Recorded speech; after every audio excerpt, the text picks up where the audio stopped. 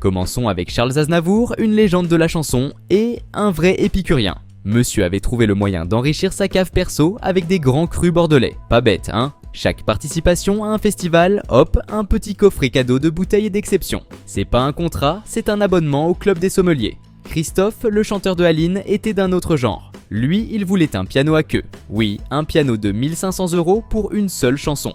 Imagine la scène. Les organisateurs installent le piano. Ils s'assurent que tout est parfait et en 3 minutes chrono, c'est plié. Christophe, c'était la définition de « Go big or go home ». Alors là, prépare-toi, parce qu'on part dans le surréaliste avec Dafer Youssef, le joueur de lutte arabe. Son exigence, une suite dans un hôtel 5 étoiles, même dans des zones où ce genre d'hôtel n'existe pas. Pourquoi ? Pour faire respirer son instrument.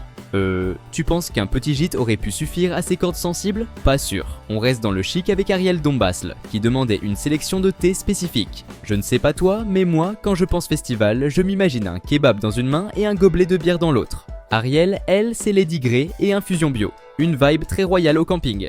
Mais attends, le meilleur arrive. Tricky, l'ex-membre de Massive Attack, a un jour demandé un godemiché pour un de ses musiciens. Oui, tu as bien lu. Les organisateurs, en bons pros, ne se sont pas laissés démonter, sans mauvais jeu de mots, et ont fabriqué un jouet en aluminium poli gravé au nom du festival. Résultat, une anecdote qui restera gravée, elle aussi. Tu pensais que c'était fini? Nope. Retour dans les années 80 avec Van Halen. Ces gars-là étaient carrément obsédés par les M&M's. Mais attention, pas n'importe lesquels. Ils refusaient catégoriquement les marrons.